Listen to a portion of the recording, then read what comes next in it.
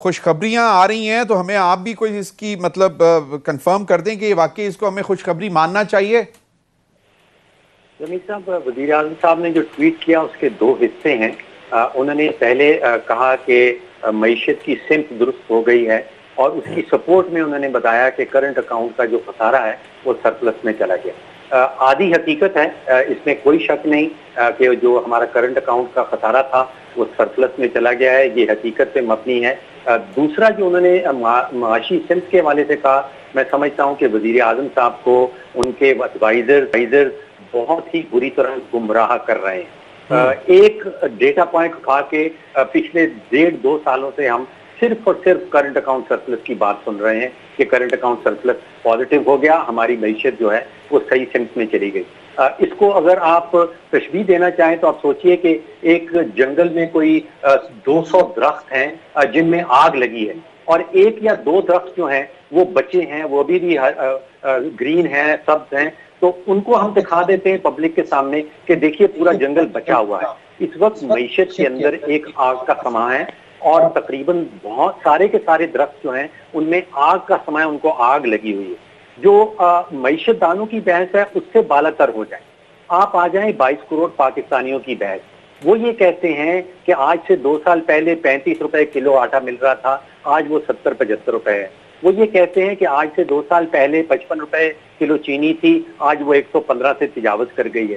وہ یہ کہتے ہیں کہ 2 سال پہلے ہمیں 10 روپے کا 1 یونٹ بجلی کا مل رہا تھا، آج وہ 17-18 روپے پہ ہے، اگر آپ کراچی میں رہتے ہیں تو وہ 20 روپے ہے۔ غربت بڑھ رہی ہے، آمدن کم ہو رہی ہے، مہنگائی بڑھتی چلی جا رہی ہے۔ یہ ہیں 3 حقائق 22 کروڑ پاکستانیوں کی معیشت۔ ڈاکٹر صاحب، اگر یہ کہا جائے کہ اب یہ انٹرسٹ ریٹ دوبارہ بڑھانے جا رہے ہیں تو وہ مجبوری ہے کیونکہ انفلیشن ریٹ سے نیچے تو رکھا نہیں جا سکتا انٹرسٹ ریٹ؟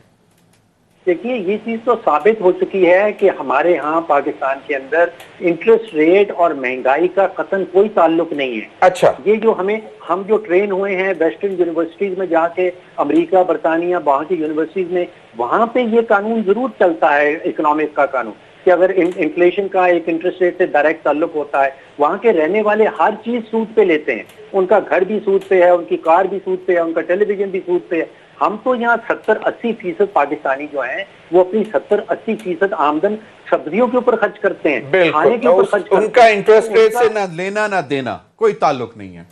بالکل آپ نے صحیح کہا۔ امیر عباس، آپ کی طرف آتا ہوں۔ کہا یہ جاتا ہے کہ کووڈ کی وجہ سے 5-6 مہینے کیونکہ ایکسپورٹس بند ہوئی نہیں تھی، تو یہ جو 3 مہینے ہیں اس میں ایک بہت تیزی آئی ایکسپورٹس، اور اس لیے 29% جو ہے ایکسپورٹس بڑھی ہیں۔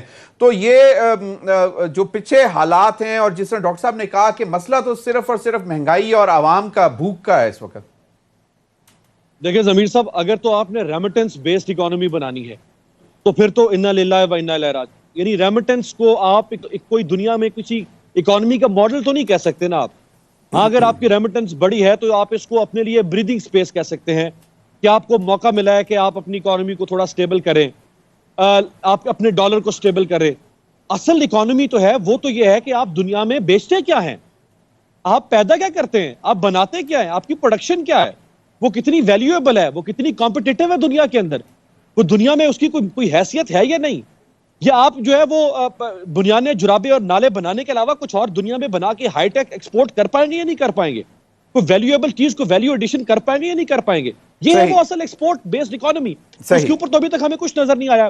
اب جو یہ کہہ رہے ہیں کہ جی یہ کرونا کی وجہ سے 7-8 ماہ ایکسپورٹ کم تھی، چلے مان لیا کہ جی کرونا کی وجہ سے ڈیمانڈ بھی باہر تو اب یہ پش ملا نا ان 3 مہینوں میں، فرسٹ کوارٹر میں، تو اب نئی فیکٹری کون سی لگی ہے؟ میرا تو سوال یہ ہے کہ نئی فیکٹری کون سی لگی ہے؟ جو آپ کرونا ختم ہو جاتا ہے تو آپ کیا ایکسپورٹ کریں گے؟ وہی ایکسپورٹ کر رہے ہوں گے جو آپ خالی را چیزیں کتنی ہوئی ہے۔ ویری رائٹ کہ را مٹیریل کتنا امپورٹ ہوا ہے فار ایکسپورٹ اورینٹڈ انڈسٹری، مطلب مشینری کتنی امپورٹ ہوئی، یہ میٹر کرتی ہیں۔ جو امیر عباس نے کہا کہ آپ پروڈیوس کیا کر رہے ہیں، جو ہم پروڈیوس کر رہے ہیں اس کے لیے عوام ترس رہی ہے، چینی اور آٹا۔ دیکھیے 2 چیزیں ہیں۔ ایک چیز تو آئی تھنک ڈاکٹر صاحب بھی ایگری کریں گے کہ کوئی 15, 16, 17 سال کے بعد آپ کا کرنٹ اکاؤنٹ ڈیفیسٹ سرپلس میں گیا ہے۔ اس کی اچیومنٹ کے 2 پہلو ہیں۔ ایک تو میکرو سائڈ پہ اگر آپ دیکھیں تو واقعی اٹس اے بگ اچیومنٹ، اور جو موجودہ گورنمنٹ کر رہی ہے وہ میکرو سائڈ پہ بڑے اچھے سٹیپس لے رہی ہیں. اب مائکرو آپ آ جاتے ہیں اکنامکس پہ, اور اس سائڈ کی اگر آپ بات کرتے ہیں کہ جناب لوگوں کو کچھ ریلیف دینا بھی حکومت کا فرض ہے, اور جو امیر عباس نے بات کی جی انڈسٹریز, اب انڈسٹریز کی یا آپ نے جو ایکسپورٹ کرنی ہے آپ کے ملک کی, آپ نے کہا چینی اور شوگر تو ہے ہی ہے, لیکن جب آپ انٹرنیشنل جو آپ کے اکنامک فورمز ہیں وہاں پہ جب آپ کی ریٹنگز اوپر جائے گی, جب آپ کا سی پیک اوپر جائے گا, تو آپ کی ایکسپورٹس, ہمیں یہی بتایا گیا کہ جی ہم ایگریکلچر سٹیٹ ہیں, صرف ایگریکلچر ہماری ایکسپورٹ ہوں گی. نہیں, ہماری ایگریکلچر تو ایز اے را مٹیریل بھی یوز ہوتا ہے for major exports, no doubt. ہمارے پاس آگے ہم دیکھیں بڑا گے پوٹینشیل ہے فشریز میں, ان فیکٹرز کو جب ہم انٹرنیشنل مارکیٹ میں جائیں گے تو ہماری ایکسپورٹس ہوں گی جناب, جو ہماری معدنیات ہیں, جو ہمارا ساحلی بیلٹ ہے, جو وہاں پہ دنیا میں سب سے زیادہ لیول پہ جو ہمارے پاس منرل ریزرو, لیکن ان کو کون کیش کرے گا؟ سی پیک کی کمپلیشن کے بعد ہوگا یہ سب کچھ؟ نہیں بعد ہوگا, یہ آپ آنے والے چند سالوں میں دیکھیں گے کہ آپ کی ریٹنگز جب اچھی ہوتی ہیں ورلڈ اکنامک فورمز میں, تبھی آپ کا انٹرنیشنل انویسٹر بالکل صحیح کہا. دیکھیے ضمیر صاحب, میں سمجھتا ہوں کہ ہماری سیاست جو ہے اس میں اتنی خطرناک قسم کے اختلافات پیدا ہو گئے ہیں, یعنی کہ اتنی شدید قسم کے اختلافات ہیں کہ اپوزیشن کچھ ایک ایکسٹریم پوزیشن لے لیتی ہے, حکومتی پارٹی دوسری ایکسٹریم پوزیشن لے لیتی ہے, ہمیں نہیں پتا کہ اصل بات کیا ہو رہ جاتی ہے. نتیجہ یہ نکل رہا ہے کہ معیشت کا بیڑا غرق ہو گیا ہے. 22 کروڑ پاکستانیوں کی نکل گئی ہیں چیخیں. ان کا اس چیز سے کیا تعلق ہے کہ کیپٹن صفدر کے خلاف ایف آئی آر کس نے کاٹی نہیں کاٹی؟ آپ اندازہ کیجئے کہ ستمبر کا مہینہ ہم نے گزار دیا کہ چیف آف دا آرمی صاحب سے کون ملا کون نہیں ملا, کیا وہاں پہ مریم نواز صاحبہ کے متعلق بات ہوئی نہیں ہوئی. اکتوبر کا پہلے 2 ہفتے ہم نے گزار دیے کہ ایف آئی آر کے غداری کے تغمے کس کو دیے گئے. اب ہم یہ بحث کر رہے ہیں کہ کیپٹن صفدر وہاں گئے, انہوں نے کیا کیا. دیکھیے اس وقت 22 کروڑ پاکستانیوں کی ترجیح ہے مہنگائی, دوسرے نمبر پہ ان کی ترجیح آ رہی ہے بے روزگاری, تیسرے نمبر پہ کہیں سیاست یا کرپشن کہیں آتی ہے. دیکھیے اس کا نتیجہ کچھ نکلنے والا نہیں ہے, زیرو سم گیم ہے. پاکستانیوں کے لیے بہت ہی خطرناک سمت ہم یہ اختیار کر رہے ہیں. سب سے پہلی چیز چاہیے کہ ہمارے سیاستدان ایک دوسرے کے اوپر ذاتی حملے جو ہیں اس کو بند کر دیں. دوسری چیز یہ چاہیے کہ یہ گالی گلوچ والی سیاست کو ختم کر دیں. یہ سارے نان ایشوز ہیں 22 کروڑ پاکستانیوں کے لیے. ایشو ہے آٹا, ایشو ہے چینی, ایشو ہے بجلی. ڈاکٹر صاحب میڈیا بھی یہ ڈسکس کرتا رہتا ہے کہ سیاست کیا ہو رہی ہے, کس کے خلاف ایف آئی آر, بالکل کس کے خلاف نہیں کٹی.